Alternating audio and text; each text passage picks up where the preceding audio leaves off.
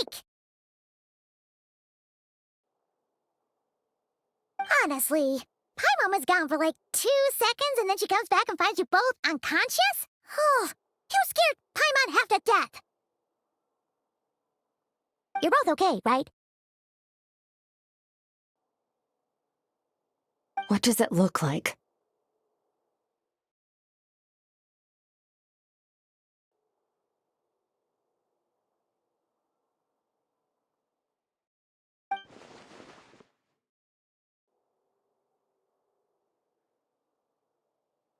Only water from the source can cleanse the rot and filth that flows from the past into the future.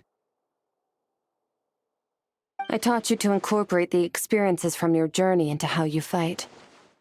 I suppose what happened today will become an inseparable part of who I am. Okay, so Paimon feels like she's missing some important context. But whatever. Paimon brought back tons of delicious snacks! Let's dig in!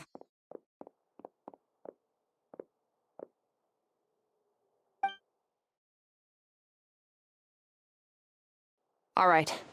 It's about time we finished what we started.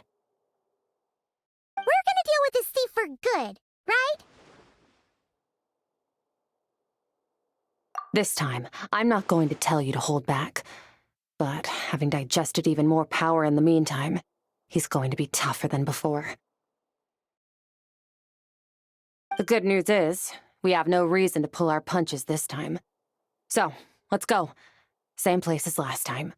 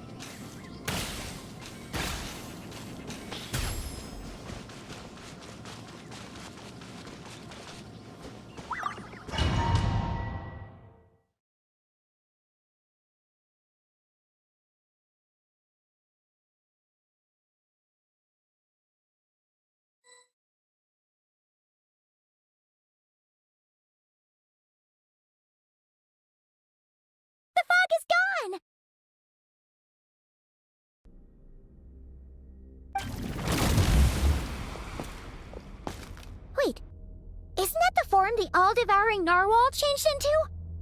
How come he knows that, too? Really? So, you're telling Paimon that giant whale and this guy can both turn into the fowl? How does that work?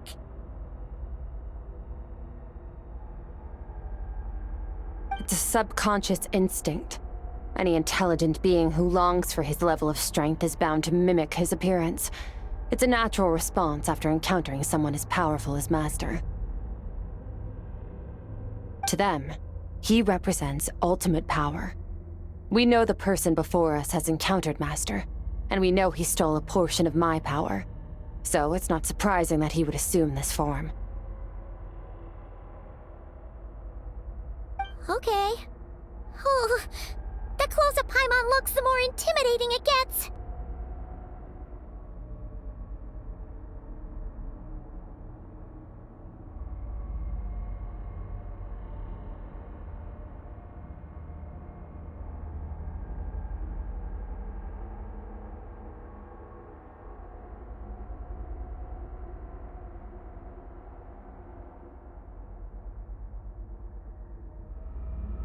Nervalette isn't here this time, so it's up to us. He won't have the nerve to steal again after we're done with him. Let's teach this guy a lesson.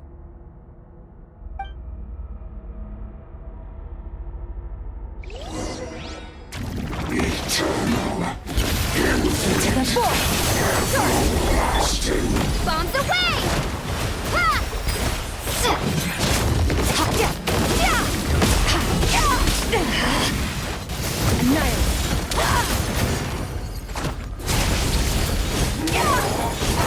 Haven't forgotten your training, I hope.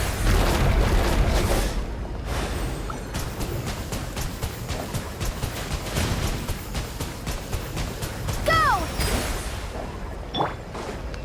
Extinguish!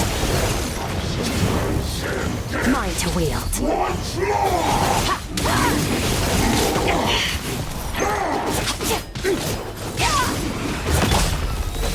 Water jet! Go!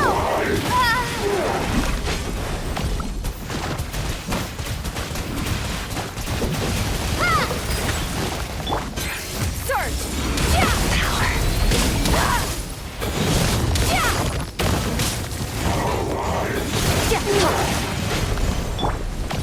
Go!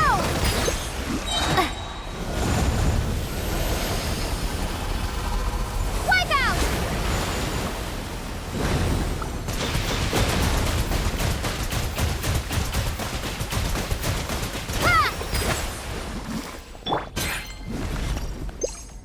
Extinguished! Mine to wield.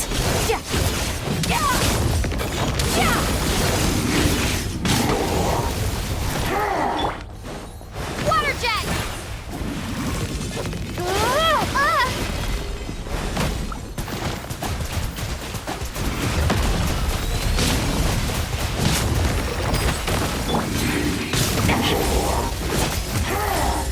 Mine to wield.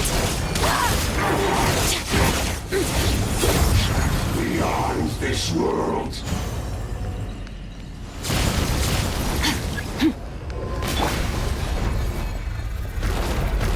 Water jet! Annihilate. Power.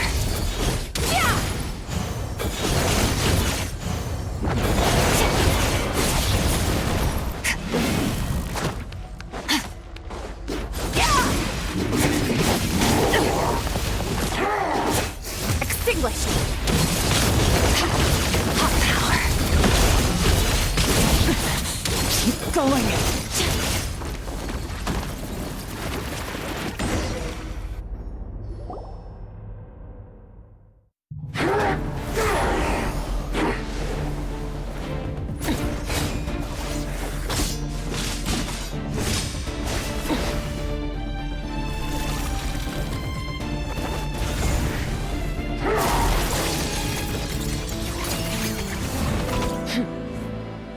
Haven't had enough of my power.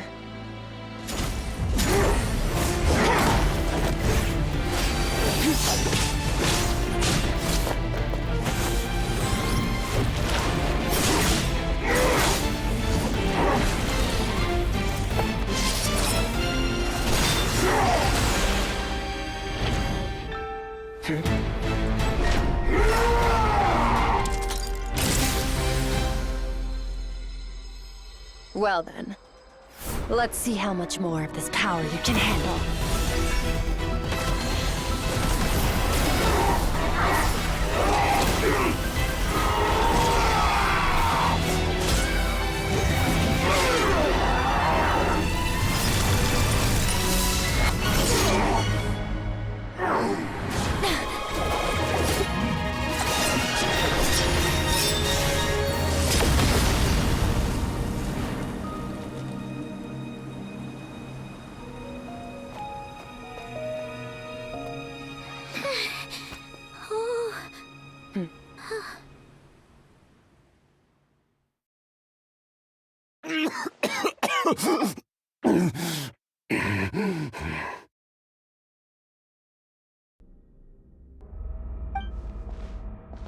Well, have you come to your senses? You saw that my body was at its limit. So, you deliberately channeled your power into me, knowing that it would destroy my shell from within. Such power, such keen battle instincts. So you must be... Skirk, Sertologi's disciple. How long has it been? How long has he been away from Tevat? Hundreds of years. Hundreds?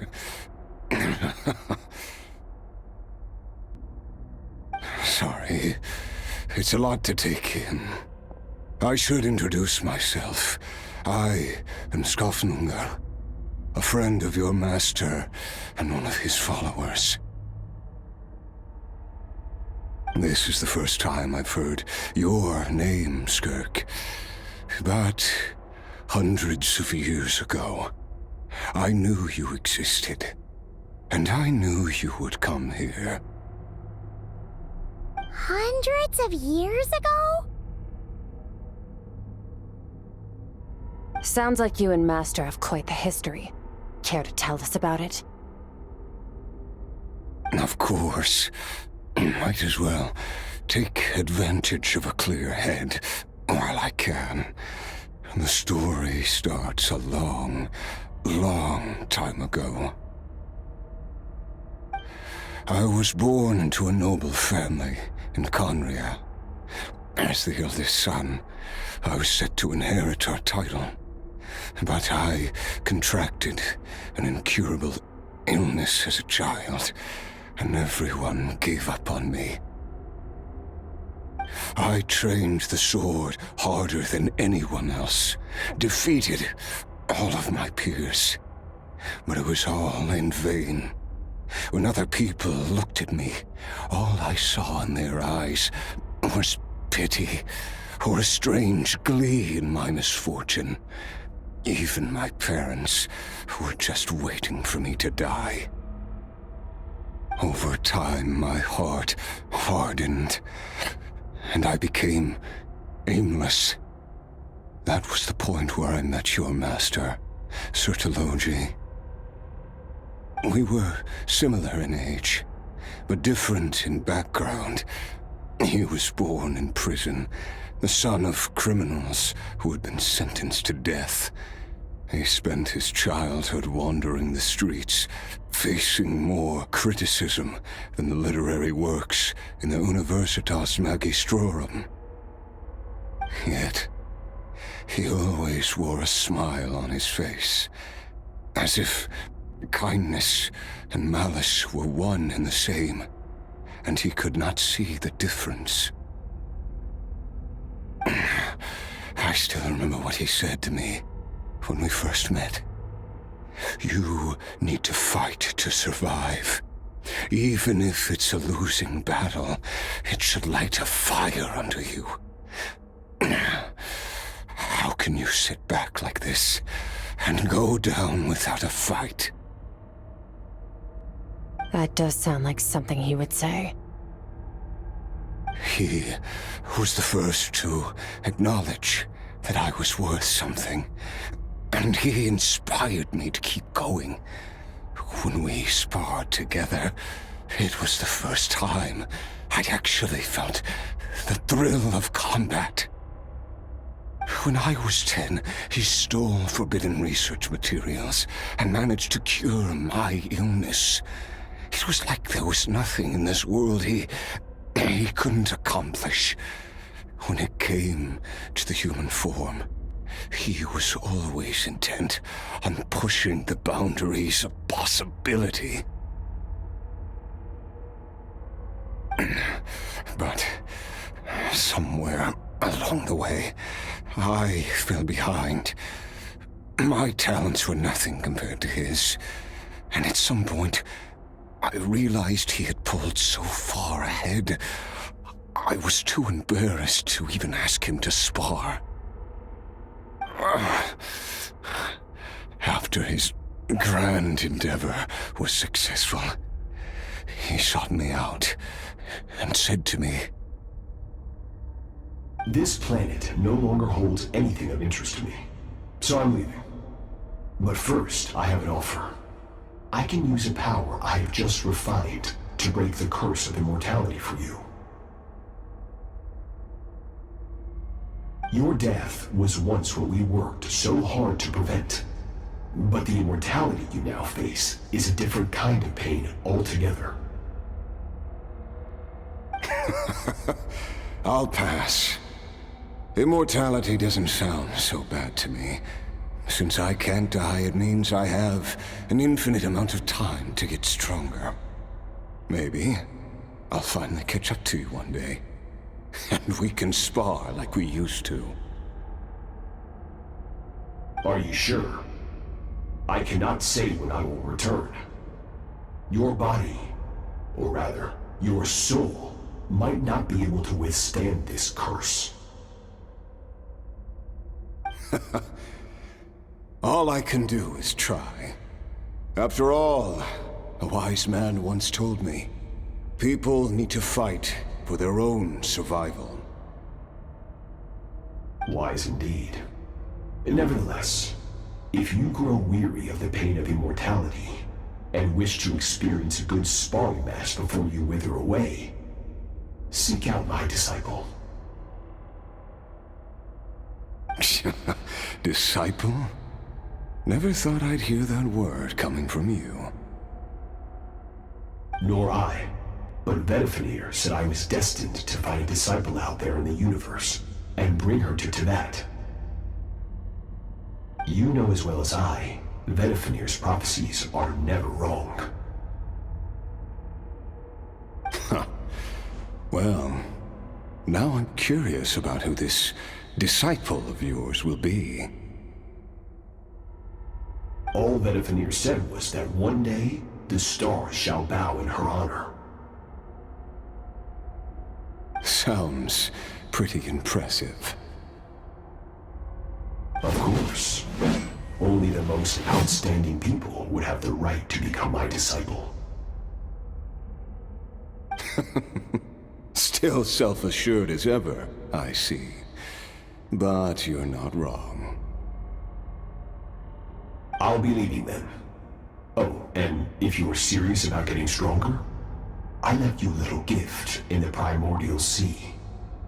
As I've said before, walk whatever path you want. Freedom means even the wicked get to make their own choices.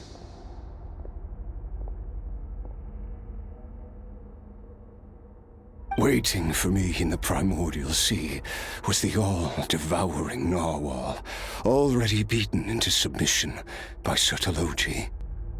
In its weakened state, I was able to cut off part of its flesh and sew it into my own heart. Your heart? That sounds like torture! How did you even survive that? Because, of course, I bear the curse of immortality. So, you used the curse to turn yourself into a vessel for power. Even with that whale's ability, devouring power like that is not something the human body can withstand. With your body and soul constantly at the breaking point, it was the curse of immortality that sustained you. But that is not the path to strength. You have to pour your heart into it, work for it, dream of it. Instead, you stole something that didn't belong to you, and it backfired. You're right. I should have known better, but I had already pushed myself to my limits, and he was still miles ahead of me. So I had to take a leap of faith. I miss your master. I miss the days when we were all together, troublemakers without a home. I don't regret the choice I made.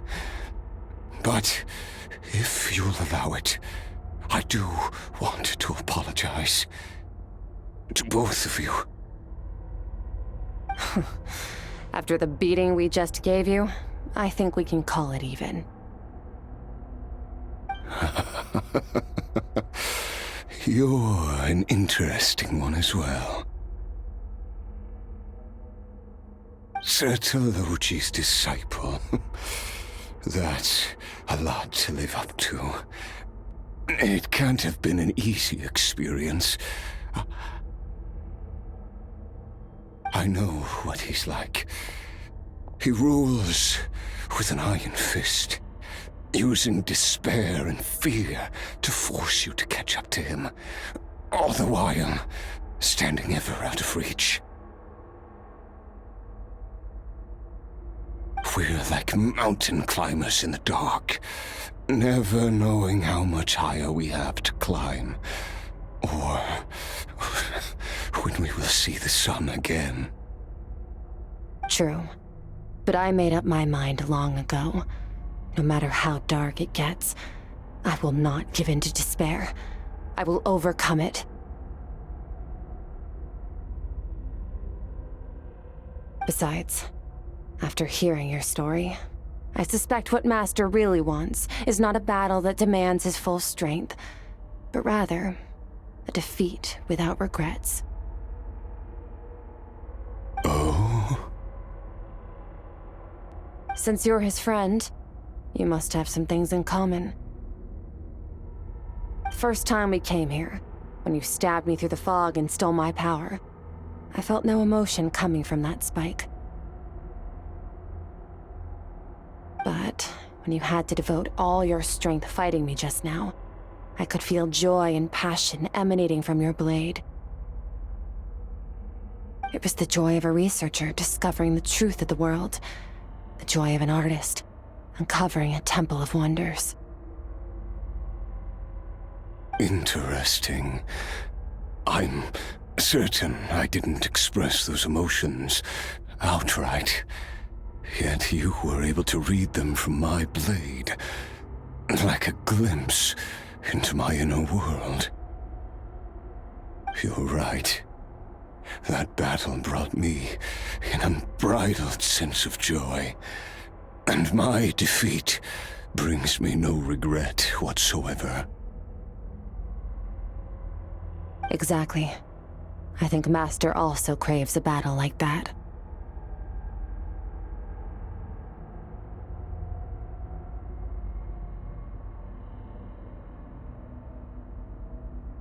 One where his opponent forces him to use all his strength, unlock the extent of his potential, and transcend his own limits. A battle to end all battles.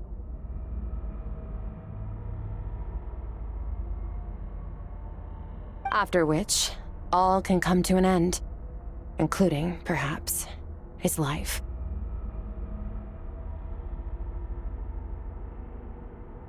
For that very reason, good and evil are meaningless to him.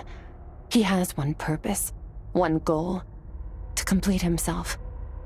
It's one of the secrets to his strength.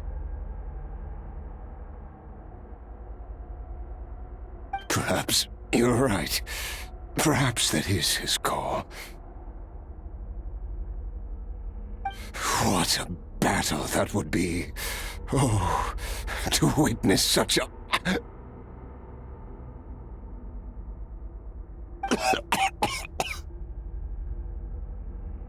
Are you okay? Too many different kinds of power are surging through my body. The curse of immortality allows it all to coexist, but it does not remove the pain.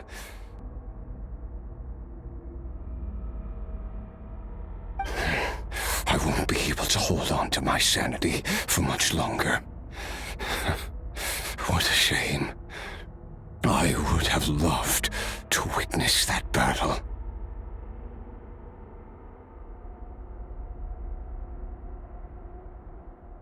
Sir Delogi once offered to free me from this curse. Now, I must ask that of you, Skirk. Can you release me from the pain?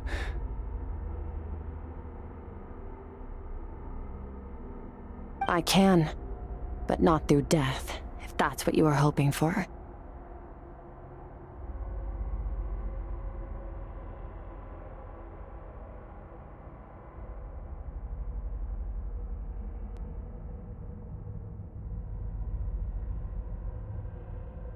It's not a suitable punishment for your crime. As an alternative, I can take your consciousness, along with all the power you've consumed, and smash it to pieces.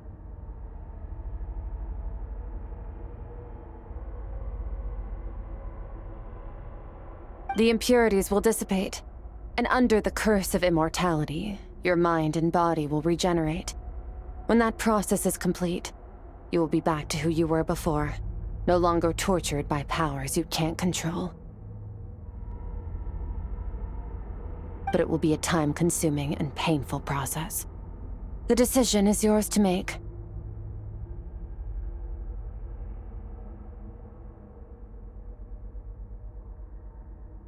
I accept.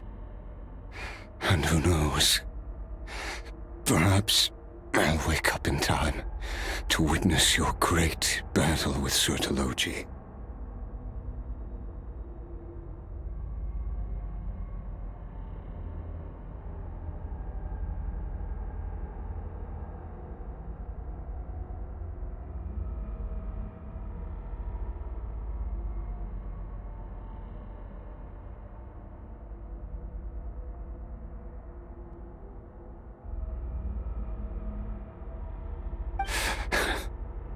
I have faith that you'll be able to stand against him one day. Though, I know it'll be a long and arduous road.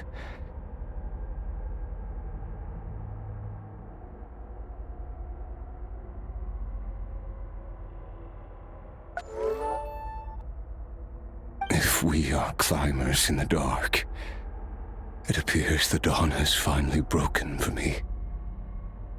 But your ascent continues. At least, it looks like you are not alone on your journey.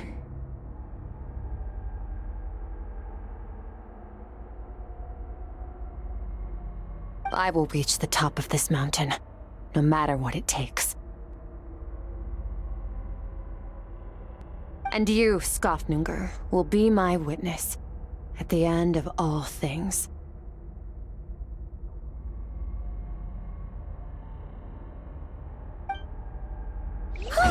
That's finally over.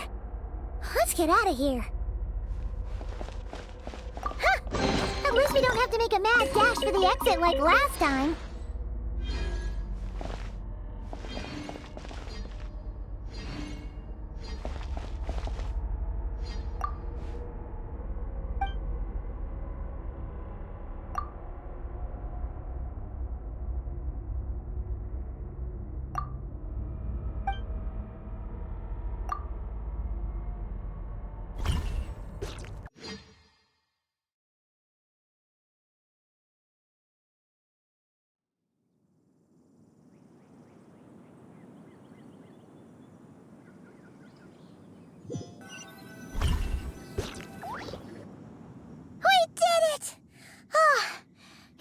been a few days, but it feels like forever.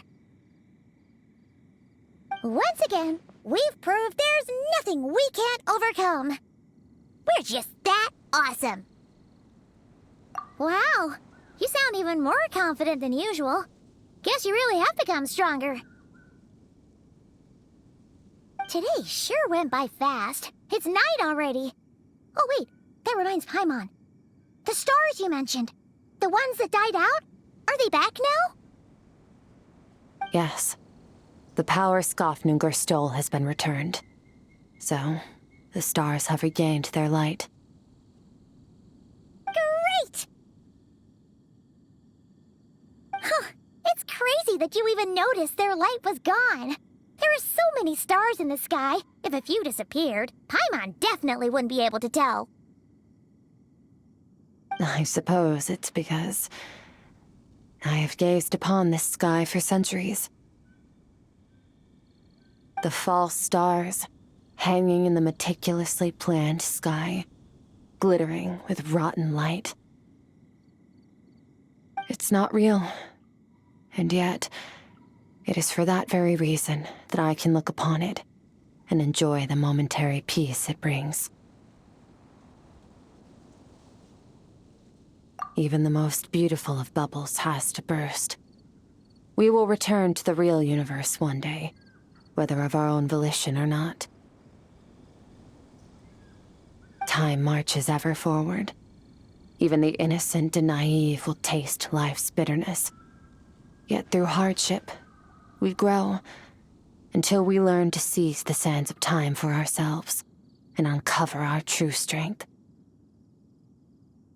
Though we gaze upon a false sky, its vastness and majesty is palpable. One can only wonder, what is it going to take for kindness to reign supreme in the vast expanse of the universe? Ugh, this is all going over Paimon's head. But if she knows one thing, it's that the traveler always finds a way. Ever since we met, she has filled Paimon's days with happiness. No matter how tough things get, she always finds a way to make it better. If it's too big a job for one person, then we'll do it with two. And if two's still not enough, then three. We've met so many amazing friends and accomplished so many amazing things. As long as we don't give up, we can make any wish come true. I suppose when it comes to you, anything is possible. Well, I should be going. Now that my power is no longer isolated from my emotions, I need more practice to get used to it. I suppose fate will decide. Maybe we'll bump into each other on the street. Or maybe we'll reunite on a different planet entirely. Regardless, reunions and partings are but passing moments. More than anything, I hope that, at the end of this journey, wherever it takes us, we stand in a world reborn. One without war, pain, or forced partings. One where new life can bloom, even where there was once nothing but scorched earth. For this, we must all work to become stronger. If that's what you want to call me, I won't object. Goodbye. Bye!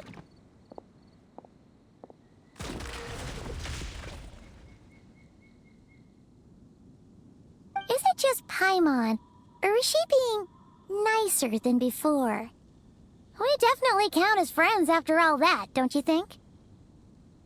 Hey, what do you think about camping here tonight? There's nothing quite like sleeping under the stars. Come tomorrow, we can continue our journey.